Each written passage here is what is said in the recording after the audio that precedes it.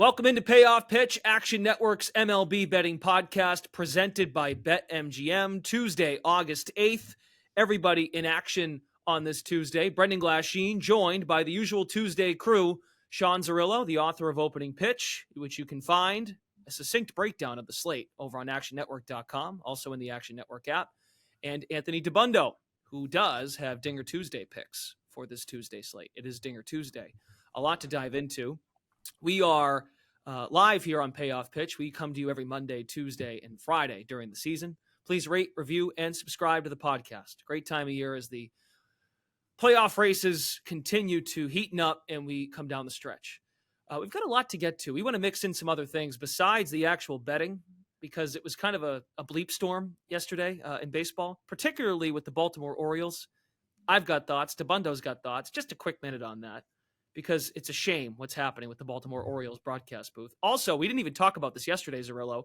What happened between Tim Anderson and Jose Ramirez over the weekend. You're a UFC guy. You thought it was the best knockout of the weekend.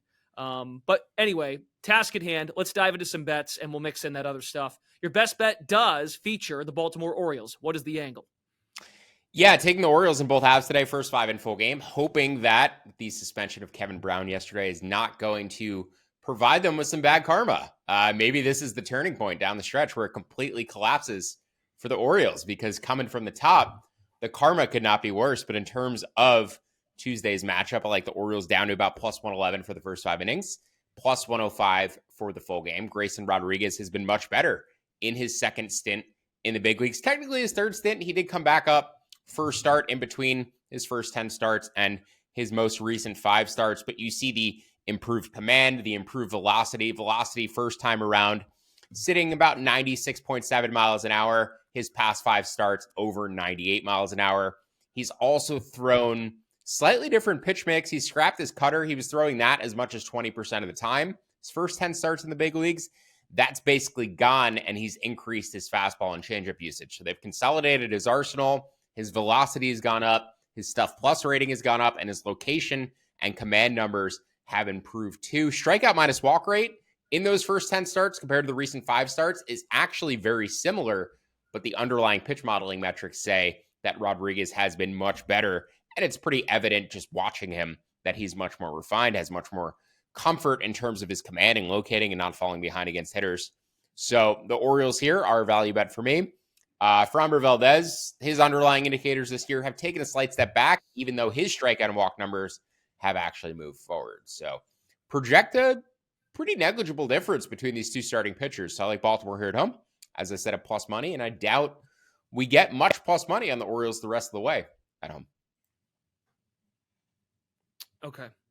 Kevin Brown. Glad you brought him up. So Kevin Brown is the TV announcer for the Baltimore Orioles, and this made waves last night. Awful Announcing had the first report on it that he has been indefinitely suspended by the Baltimore Orioles from calling games. He hasn't been in the booth since the end of July 26th. It was a series against the Phillies, DeBundo. But the issue at hand, according to this report, Kevin Brown opened up a broadcast during the Tampa Bay Rays series in which the Orioles won. They took 3 out of 4. He was setting up the series finale.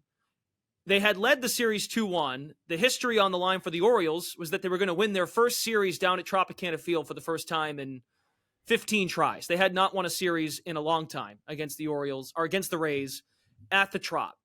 Kevin Brown, like you watch Al Michaels on Sunday Night Football, opened up the broadcast. They call it a broadcast open, solo shot. Then he brought in his analyst, but he is speaking to a graphic which highlights that the things that were not going well for the Orioles at the Trop. They had been 0-15-1 in their last 16 series.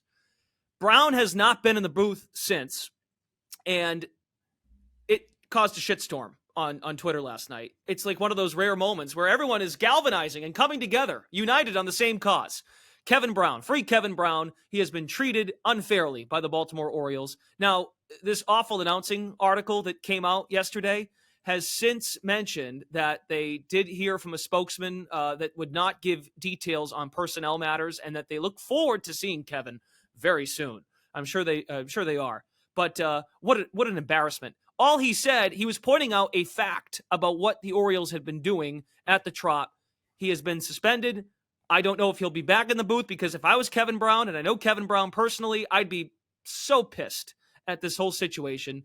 John Angelos is now the chief whatever. He runs the team basically now as the son of the former owner. DeBundo, you have a quick thought on this? Because I'm just so upset. And by the way, it's like the running back group chat in football.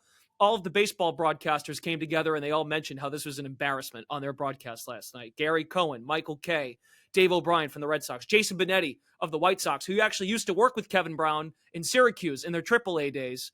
It was kind of funny, some of the things they were saying to call out the Orioles and what they did to Bundo. Well, I'm wondering if John Angelos paid Zerillo to announce the Orioles as his best bet today, or if he's on the payroll. But yeah, no, it's terrible. I mean, silencing people for stating facts. I mean, it's not even a bad thing. It's a good thing. They used to suck and now they're better. And we're all happy about it because we all have been betting the Orioles all year and making good money on them. And we think that they have a decent chance in the playoffs. And that should be celebrated. They were bad for a long time. Everybody knows that in Baltimore and around the league, and now they're good. That's fun. And they're not the only ones too. Artie Moreno in LA frequently has declined and gone above, and forced PR to decline interviews to coaches with the Angels. When, Sam Blum has tried to get, reporting from them on what's going wrong with the team. They just say, sorry, your coverage is too negative. You don't get the interview. That is pretty preposterous because people want fair reporting and honest assessments. But yeah, it's concerning. Team media is a little dangerous in some ways in that sense, but hopefully that he's back in the booth. I heard August 11th, Britt Giroli's reporting suggested that. So we'll see if he's back. It certainly will be interesting. And he's a great broadcaster. I enjoy pulling up MLB TV. Like, you get the option whenever you watch a game. Do you want to watch the home or the away broadcast? And Baltimore is one of the teams that I always click on because I think he does a good job. And quickly, Zerillo, that particular series, the night before, they turned an excellent double play to Bautista was pitching. They closed out the game. The Rays were threatening to possibly tie the game or take the lead. They had the lead. They had the go-ahead runner on first base, and they turned two to close out the game. And Kevin had a great call, had some punch and some great delivery to signal that the Orioles had dethroned the Rays for first place in the American League East. It was a great moment. That was the night before. And just last thing, when you watch games, everybody, it's not just the announcer, and I'm speaking kind of for myself now too. You don't just toss the headset on and talk into a microphone. There is a producer, there is a director, there is a graphics operator. It is a collective effort, especially before the game starts, because they're trying to figure out what the story of the game is. They're setting up a game, requires two teams going head to head, and there is a storyline, and it was all to promote, to Bundo's point, that the Orioles have had a lot of success, and they're finally beating a team that they've had struggles with down in Florida. That's all I got on that. Just very frustrating. And if DeBundo's right, great. We'll see Kevin back in the booth very soon, and they'll just put this away. And knowing Kevin, he won't make anything of it. He'll move on and just call the game because he's a pro. And he also does other stuff too. ESPN, college basketball, college football. So yeah, I'm glad we got a chance to spend a minute on that. There's a tweet that this is the most unanimous opinion that people have had on Twitter in about 3 years. So, I don't think there's any controversy regarding supporting Kevin. I did find it funny for Gary Cohen to say there's 29 other teams that want you. I was like, Gary, you realize that 29 includes you. So just be careful, Gary. Can't break up Gary, Keith, and Ron as much as I want Kevin Brown to land on his feet. So, unreal. Yeah, the announcers that you have, right, they're almost part of your family. You spend a lot of time with them throughout the summer. I've had Gary Cohen in my life for so long at this point. And when the trio isn't together, when Gary, Keith, and Ron aren't all together, feels like something's missing. When all three of them are there, it's magic. It really is magic. Like when you relate to the announcing team for your favorite team, it's, I spend as much time with them as I do with my family during the summer. So yeah, it's a special relationship. And the Orioles getting rid of John Miller, Gary Thorne, yep. It's a history of fuck ups in this area. And I don't know why they got rid of those guys who were legendary Hall of Fame announcers. But if it was anything related to stating factual information, I'm sure it's going to come out soon. And you know this too at that Mets booth. Last thing I'll say, they are critical. There is critical analysis of the team. And one of the Marty Glickman said this a long time ago. When it comes to broadcasting, you have to consider your audience. The audience knows how bad they've been down at the Trop. And it's a way of galvanizing everybody to say, hey, look how well we are playing. It's also part of the job to be critical, not negative, but critical of where you stand. The Mets are a great example because they just keep falling on their faces. But when something's not going well, it is okay to bring up. Now, if you go out of line, if Kevin said, oh, they have sucked down here, they've been terrible, that's not what he did. Anyway. I think everybody was just watching the 2-minute clip waiting for him to say something bad. Just never waiting for Castellanos to hit a home run is what I was waiting for. Yeah. And quickly, I guarantee you, this John Angelos, he probably saw the graphic pop up as Kevin was speaking. The top of the graphic that they showed on the TV broadcast said tropical depression. So I guarantee, that's my point though. They're just listening to the announcer acting as if he just came up with this on his own. There's a collective to tell the story of the game. We can move on because we're gonna go too long on this, and I could do the whole show on this, for crying out loud. It's just so aggravating. DeBundo, what do you have for a best bet today? Don't be too negative. Yeah, well, I'm back in on the Twins, man. Just when I'm out, they pull me back in. The Minnesota Twins -118 on the road in Detroit today. Sonny Gray against Eduardo Rodriguez. There is some air in Sonny Gray's numbers. He has benefited from fewer home runs this year. Home run rate 0.36 per 9. Don't think that will continue forever. His home run per fly ball rate is way down. So he's had some good fortune in what is otherwise a pretty comparable underlying profile. But I think there's something to it, and there's some signal in that he's using more of a cutter and a sweeper this year. And the cutter getting in on the lefties and the sweeper against the righties has really helped him, in keeping the ball in the ballpark. It's helped suppress the batted ball quality enough to limit the home run issue. And as a result, I think Gray is a solidly better pitcher than Eduardo Rodriguez.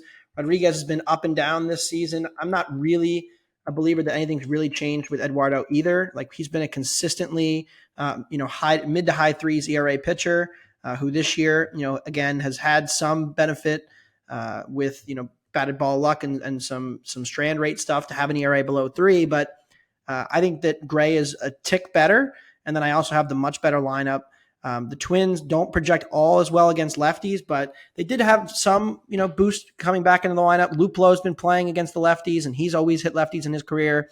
Jorge Polanco coming back has helped this lineup a little bit. So there are some pieces to like with the Twins. I know their splits for the season are not great against Southpaws, but they have the bullpen advantage, the lineup advantage, and a slight starting pitcher advantage. So I'm going to lay the -118 on the road. Also, I just think the Twins generally have a really interesting playoff case here because they're going to get that 3 seed and they're going to host a playoff series. And I'm really not as high on the 6 as everybody else is. Like, the teams that are competing now, it looks like it's going to be Toronto or Seattle. I think the Twins, with their starting pitching, match up as well as anybody. And they do have a good A bullpen with Jackson, Duran. So as long as Emilio Pagan isn't pitching in the playoffs and high leverage, I think the Twins are an interesting case as maybe a dark horse in this league, just because we know that they have the home run potential with their lineup. They have the barrels. They do strike out a lot, which is a red flag. But the starting pitching development, to get, Dallas Keuchel and pull him off the scrap heap and get good production from him in AAA, call him up and get a solid start against Arizona. Louis Varland, remember him earlier in the year. Bailey Ober, they just keep finding guys, developing them, and turning them into really good pitchers. Joe Ryan, if he can figure it out, is a top line ace. There's a lot to like about this Twins team from a pitching perspective, and their run differentials continue to be really good. I know it's the Central. The Central's had no success in the playoffs, but they're going to be interesting for me coming down the stretch run here into the playoffs. I'm disappointed you didn't mention 2024 AL Cy Young Pablo Lopez by name. Pablo's been pitching as well as Ryan anybody. Lopez. Pablo's been pitching as well as anybody in the AL over the past 2 months or so. So finally found it in Minnesota. I said all along, the Stuff Plus metrics pop this year. They changed his arsenal around. Been waiting for better results. He's finally getting it. So yeah, I'm actually more concerned about Joe Ryan, saying that he said maybe pitching through injury or something like that. But Bailey Ober is going to give you 5 strong innings in a playoff start. Like, short series against an AL East team, yeah, they could take him out. Even in a longer series, though, I don't think they're out of it. Like they would have between Lopez, Ryan, Ober, Sonny Gray, Maeda has looked really impressive for most of his time back. And then, like those five, I'll take that five over anybody in baseball right now that's fully healthy because the Rays are done with their pitching and who's left? Like who has a better rotation? And Maeda's been good out of the bullpen in the playoffs in the past too, which is important. So he's a guy you could immediately convert, to a reliever. And yeah, no, I mean, Minnesota is interesting. Ed Julian, a guy I love, it's certainly added some punch to their lineup. So Matt Kepler's Warner's on been fire really right good now. Buxton struggling. Gallo's giving them nothing. Like Correa's giving them nothing. The guys who were supposed to be their stars are the ones who are struggling. It's kind of ironic. Well, I mean, if they flip the switch, it's certainly possible.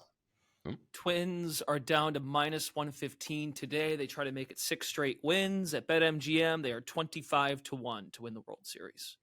Behind Toronto, Baltimore, Texas, Tampa, Houston in the American League. Yeah, I think I'd take the Twins over Toronto, for example. Okay. All right, let's move on. If playoff games were 5 innings, I'd probably agree. 7 innings even. Twins first 5 is a popular pick here on the podcast. Yeah, Twins are going to be a big first 5 bet for me in the playoffs if they make it there. Want to avoid the Emilio Pagan entries. Yikes. Our Fade the Public segment today features the Atlanta Braves. They've lost 3 straight. They lost last night to the Pirates, 7-6, and the money bets piling in on Atlanta. The public likes Atlanta today. 88% of the bets, 92% of the cash on the Braves against Mitch Keller and the Pittsburgh Pirates. We have been pro Mitch Keller, Zerillo, on this podcast. Maybe that's more of a Charlie DiSturco thing. But overall, Mitch Keller's support here on Payoff Pitch. Any interest in Pittsburgh today? Their price is around +135 today against the Braves. No, I made the Braves around -150, but Yoni has pitched much better with Atlanta than he did in Tampa Bay. Expected ERA at 3.6 is, his pitching model expected ERA. He's just refined command. He's had much better results in the past. So I don't think you can look at that 5.7 expected ERA in the year and say, this guy's horrendous. I think the Braves actually might have gotten him back to reasonable form. So I made this total 9.2. I don't like either side of the matchup. But even after upgrading the park factor by about 8% relative to a normal day, I still made this total 9.2. So like the under 10 down to -120. Could play under 9.5 to -102. Just think it's a touch high. I know it's scary betting these Braves unders because they seem to score 1 million runs every game or in the first inning, or it's going fine and then they'll score 10 runs in a half an inning and blow it up. But just got to keep betting them. And yes, not interested in betting against them, but certainly interested in Keller potentially keeping them in check today. He's been fine. I know it seems like Mitch Keller has fallen off dramatically, fallen off of a cliff in the second half. His pitching model metrics have been around 3.9, which is where my model weighted ERA is for him, using his full season line, 3.93. So since the All-Star break, he's pitching to about a 3.9 pitching model weighted ERA. And that's right where I have him for season long numbers. So yeah, haven't downgraded Mitch Keller. If anybody's wondering, I've basically been making him the same pitcher for the past few months. Don't show value on Pittsburgh today. That's been a rarity. DeBundo +135, enticing enough to take the Pirates and fade the public. Yeah, not nearly good enough given the gulf in the lineups too. I mean, like Pittsburgh, they bombed Strider last night. Good for them, but they're starting 5 or 6 rookies every night at this point, yeah, and so it's hard to project their lineup, and Moved they're off going to have Santana's nights. deadline. Yep. Yeah, they're going to have nights where they just look lost at the plate and they strike out 15 times. I don't think Chirinos is the guy necessarily to do that, but they're really hard to project offensively. Yeah, 6 rookies in there for them tonight, presumably. Wow. Yeah, and that was the same. It's been true for multiple weeks now. Yeah. It was true in the Phillies series. It's been true, as they've gone through the schedule here in the second half. Traded Santana, traded Choi. Calling up Endy and Davis, and it's fun. Piguero and Alika Williams. Some of these guys aren't going to stick, I don't think, like Triolo. But they're going to have nights where they look okay and nights where they look really bad. So it's harder to project the Pirates right now. They will have, it looks like most of their bullpen available behind Keller. The thing for me with Keller has been the command. He had career best command first half of the season. It seems like it's fallen off a little bit. That would be my thing with him. He's missing more spots, missing fewer bats as a result of that. And he his swinging strike rate has never really supported the jump in strikeout rate. So I think that Keller, we were betting him a lot in the first half. I think there's probably some regression coming and maybe a little worse, but again, like it's not as bad as it's looked. I mean, he gave up 8 runs last start.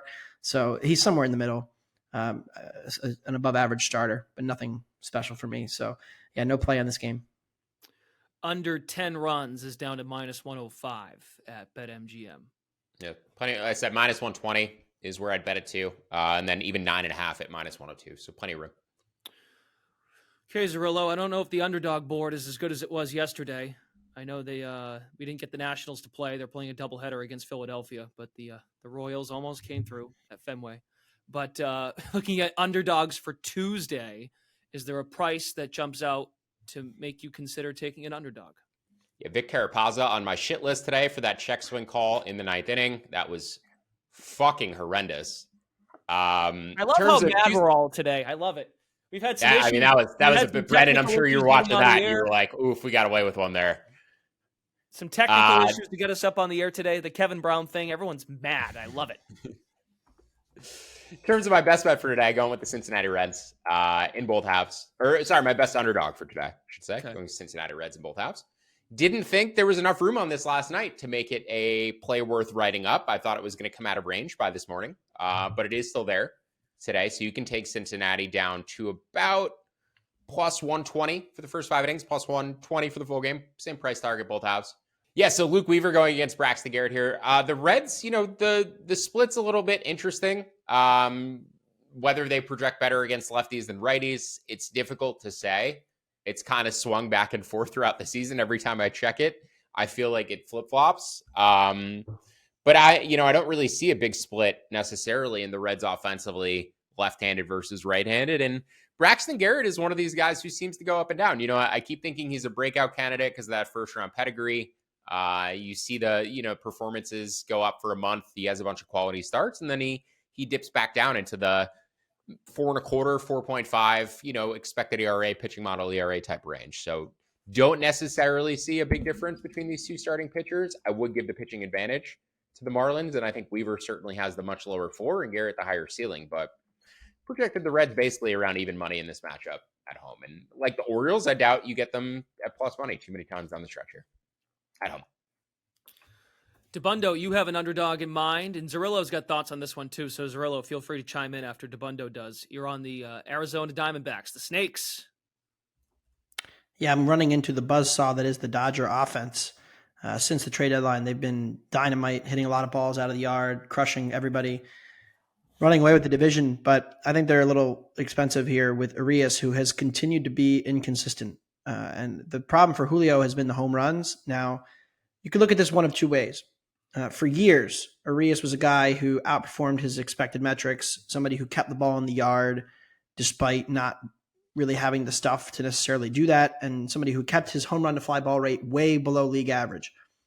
Now, it has slowly ticked up in the last couple of seasons, and I think that's regression to kind of just closer to what I think he is in the long run and what the projection systems have kind of always said about him. So, for example, this year, 1.67 home runs per 9. The last 3 years was 0.82, 0.92, 1.18. The reality is somewhere in the middle in that. But some of these projections, like the Bat, has him at 1.5 home runs per 9, and even Steamer, who's more optimistic on him generally, has him at 1.4. So there are some reasons to think that this is just who Julio Arias is. He has struggled with injury as well, which has definitely hurt him and trying to be at his best. And I was not all that impressed with his start against Oakland.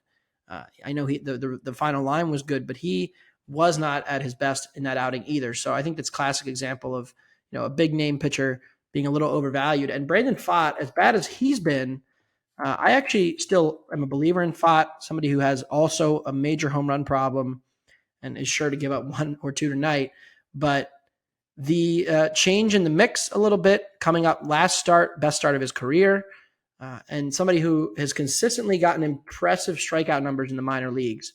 The projections don't really like him in the majors to replicate it, but his strikeout rate's over 10 per 9 in AAA. I know he had a really rough ERA in AAA, but the most of that is driven by the altitude effects in AAA. And so the rest of the season projections, 4.3 ERA. I only think he's marginally worse than than Urias. So plus 140 at home. I like Arizona tonight. Okay. And they've lost 6 in a row. They did get the day off yesterday, and the Dodgers, while they did score 13 runs, they allowed several runs. So there's a bullpen rest advantage there too for the Diamondbacks. Maybe their new closer won't screw it up again. Okay, Zerillo, you're also on Arizona. Anything to add? Yeah, as Anthony mentioned, Brandon Pfaadt has been much better since he got recalled than he was earlier in the year. Stuff plus, location plus, both up. So over the same span since Pfaadt came back up, Julio Urias pitch modeling ERA, body ERA of around 4. Brandon Pfaadt around 3.6. So he's outpitched Urias since he came back to the big leagues. Urias, his stuff plus, location plus, also down compared to previous seasons. So there's a reason to believe, not only in terms of the actual results and the underlying indicators, but also the pitch modeling metrics, the quality of his stuff has declined this season. And Brandon Pfaadt, I think, is going to pitch much closer to his recent level than what we saw earlier in the year when he first came up to the big leagues and didn't have much command. So yes, as Anthony said, don't see a huge discrepancy between these starting pitchers. Made Arizona plus 127. Could bet them down to about plus 138 or better here at home. And hopefully they get back on the winning track, because we do have some juicy make the playoff tickets on them that appear to be dying very quickly. Dead. Yeah. I'm worried about my win total. Yeah. Oh, geez. 74 and a half. And I'm starting to be like, well, if they keep going down this path, it could get ugly. Yeah, you're probably fine. Okay. But yeah, that's not something you ever thought you'd be sweating at this point. So. Oh, geez, DeBundo. I forgot about that. That was one from the preseason pods. That was one of your favorite picks to give out before the season. My second favorite one. Yeah. And we're playing, we're going to be probably at 500 after tonight. So if we lose 500, but I mean, they would need to lose a lot more games to not be, to get to, 14 under. Pacoda's got him at 80.7 right now for wins. So I'm 6 wins ahead. I'm feeling pretty good. All right. Okay. Zerillo's got a couple more that he'd like to give out. DeBundo has some future picks as well that he'd like to give out, and also Dinger Tuesday before we go. So Zerillo, go ahead. Yeah, Jameson Taillon, first 5 innings, up to about minus 125. Carlos Carrasco, he's found his form, Taillon has, and Carlos Carrasco continues to show that he's probably done. Again, going back to recent pitch modeling metrics, because now that we have such a sufficient sample for the season, I think it's worth taking shorter samples of that data and seeing how guys have performed over their past 5 to 6 starts. Taillon, pitch modeling ERA under 4. Carlos Carrasco still at 5.25, 5.5. So Taillon finding his form, finding his command after struggling through much of the season with the Cubs. Even his expected ERA is over 5, but the pitch modeling numbers say that he should be much closer to where he was last year. Basically, the metrics are identical. So Taillon in the first 5 innings is set up to minus 125. The LA Angels in both halves, they've lost every single game since the trade deadline. Are under 80.5, has some life again after initially looking dead the moment we bet it and then buying. Suck it, DeBundo. Suck it. You told me to get worried. You told me I should be worried, and now I shouldn't be worried. You should still be worried. All right. Fair enough. So the Angels in both halves. That 80 range. You're right. Minus 110 full game, minus 120 first 5 innings, like the Motomore first 5. Alex Wood presumably going to get the bulk of the game for the Giants. He has not been nearly as good this year as he has been in years past, and even recent numbers suggest that too. And then lastly, the Cleveland Guardians plus 120, also like the over 8 in this matchup. Just surprised where it was. I think this was plus 110 last night. I made it closer to even money, so getting up to plus 120. Now it's in range for me. You could take it down to about plus 115, and then also the over 7.5 or 8 in that matchup looks good to me as well. Made it closer to 8.5. All right. You say Kikuchi, who's been a guy we've actually been on the last few weeks. And the Guardians don't hit lefties that well, but yeah, for some reason, I guess I like Bibby a little bit more than the market. I don't know. It's not a guy I've consistently backed either. So yeah, just so happens the matchup, the fact that the Jays are down Bichette, don't like them as much. The Guardians may be becoming, as they're falling out of the division lead or falling out of the division race, I should say, completely. Maybe people are just like coming down on them. The market's coming down on them in general. So is J-Ram, he's out tonight, right? I'm sorry? Wouldn't J-Ram be out? Presumably for the suspension, yeah. Okay. Yeah, but he could appeal it. It's up to him when he wants to sit. So if I were the Guardians, I would have him appeal it while you're still like somewhat in the race. And then once you completely fall out of it, take the suspension. But yeah, there's no official confirmation on whether he's in or out tonight. To be honest, But I was kind of surprised. 3 games for knocking a dude out cold on the field is pretty remarkably little. Yeah, but he didn't. He only threw one punch. Tim threw more. So it's not about the result; it's about the action of the process. Yes, I know. So I guess they each got 1 game per punch thrown. But it really seemed like Jose connected on the only one that he threw clean. So bad idea by Tim Anderson starting southpaw in that fight. Don't really know what he was doing. Came out southpaw, threw a lead right hand, and then tried to switch stances. And yeah. Stay tuned to the UFC show on Friday for a full breakdown by Billy Ward and Sean Zerillo on that scrap. Great job. Both about 185, 190 pounds too. So that was a nice little fair middleweight fight. I know their physiques don't necessarily look the same, but they do weigh the same amount. So that was a fair fight in terms of weight. All right, we'll see if Cleveland can knock out Yusei Kikuchi tonight and deliver for Sean Zerillo. Hey. DeBundo, a couple of futures looks, and it actually does feature a team Zerillo just talked about a moment ago in the Chicago Cubs, and you've got your Dinger Tuesday pick, so please go ahead. Yeah, I was watching the game on Sunday, and they got the final out against Atlanta to secure the win, and I found myself singing along to Go Cubs Go. It was something special on Sunday. They got 2 out of 3 from the best team in the league. I know they got beat in New York on Monday night, but if you look at the schedules coming up for the Cubs and for the Brewers, I really don't understand how this price is still plus 250. I know they're 2.5 games out, and that matters. But the Cubs' upcoming schedule, they have the Mets. They do have a tricky series in Toronto, but then it's White Sox, Royals, Tigers, Pirates, and then they host the Brewers. That's the rest of the schedule for August. You compare that to the Brewers' schedule, which is considerably more difficult. I think there's a good chance that by the end of the month, we're in first place, our Cubs. And if you look at run differential, if you look at the comparable offenses in these 2 games and these 2 teams, Chicago has a real advantage. Now, Woodruff does come back for Milwaukee, and that will help their rotation. But this is still a team that after this Rockies and White Sox stretch is going to have to play the Dodgers on the road, the Rangers on the road, Minnesota, San Diego, and then they go to Chicago. So it's just a considerably more difficult schedule coming in. Cubs, according to Tankathon, 3rd easiest remaining schedule.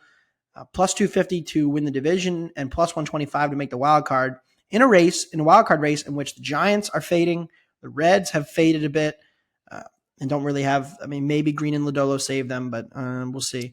And then the Diamondbacks have faded, and the Padres are the team that everybody thinks is going to make that run, and then they may well, but they just don't take their opportunities. They keep losing. So the Cubs have the advantage over them in the actual standings. And have the easier schedule. So I think there's still more time to add. Cubs plus 250 division and plus 125 to make the playoffs. I think there's going to be playoff baseball at Wrigley Field, and I'm going to be singing Go Cubs Go. Quickly before Digger Tuesday, Zerillo, did you bet the Padres again this morning? I did. I bet them last night at plus 130. And it came down to plus 111. So way out of range from where I bet it. Oh. But yeah, it moves 30 cents in their direction every day, and it's completely infuriating that they keep losing. Charlie and Sean have actually quietly formed a syndicate. Wait a second. They lose yesterday against the Dodgers, and the price came down. It was a bad opener. I just couldn't bring myself to bet the Padres. It was like plus 144 yesterday, I think, to make the playoffs, and now that price has come down after another loss. Interesting. What are they now to make the playoffs? He just said it was plus 105. You said no. He's talking about. Oh no! I meant their money line. Sorry, I thought you were talking about their money line for today. Oh no, I meant you meant that I bet they're to make the playoffs bet. Yes. Again. No, I didn't add more yet. Okay. I know I haven't added more recently. I do agree with Anthony though on the Cubs. I think that's certainly the right side to be on. I added some Cubs, I believe plus 500 a month or 2 ago. Wasn't the right timing on that. Probably could have gotten a better number after that. But yeah, the Cubs seem like they've been the right team all along. They've had the positive run differential in that division the entire time, and the best infrastructure. So I don't know. They're putting Seiya Suzuki on the bench. Like, they have depth too. They're actually making plus EV decisions with who they're playing. They're like, say, you're not hitting when we're in the race. Get on the bench. Mike Togman's going to play. So Chris Morel's been the hitting. Cubs are serious, and you should take them seriously. And I'm on Dansby Swanson for Dinger Tuesday. I actually ran the numbers. Every Dinger Tuesday pick that I've written up this season on the Action Network app, if you bet every single one of them, you'd be up without the free bets, $5. So we have made a small dent this year. We've really had a successful campaign, but also, of course, the promo is only plus EV because you get all the free bet money back, $50 a week. So it does add up. But $5 to the good. Hopefully we can make it a little more tonight. But Dansby Swanson plus 440. Swanson has really done a better job barreling the ball. Swing decisions have been better in the last couple weeks. He's really led the charge in this offense. And I have a season-long under on Swanson homers that I'm sweating a little bit here. But you mentioned it earlier, Zerillo. Carrasco is done. The stuff is terrible. The strikeout minus walk is really bad. Plus 440 on Dansby. Decent hitting environment tonight at Citi Field. I know it's a pitcher's park. I like Dansby plus 440, Dinger Tuesday. Rest of the column will be up later today. Like I said, we're clinging to our small profit without the free bets. Yeah, but listen, I mean, if you've been tailing Dinger Tuesday for 16 weeks and you've maxed out on the $50 bonus every single week, you're up $800 on free bets. So breaking even on terms of your bets when you're getting $50 back per week is not a bad thing. Exactly. Okay, on that note, I think we should go. There's a longer pod today because we had some other things to discuss. Zerillo with the analysis of the Ramirez-Anderson duel from over the weekend, which we failed to get to yesterday. And to conclude, free Kevin Brown. Free Kevin Brown. Anthony DiBundo and Sean Zerillo, you can find their baseball content, of course, in the Action Network app, actionnetwork.com, Dinger Tuesday column, opening pitch column, and you can find them in the app with their picks if they add anything. Not just for today, of course. DiBundo's giving out future picks today. So be sure to look in the free award-winning Action Network app and leave that 5-star rating on the podcast, folks, when you leave. We greatly appreciate it. For Zerillo and DiBundo, Brendan Glasheen, we return Friday morning. Payoff Pitch is Action Network's MLB betting podcast presented by BetMGM. Have a great Tuesday, and we'll see you at the end of the week.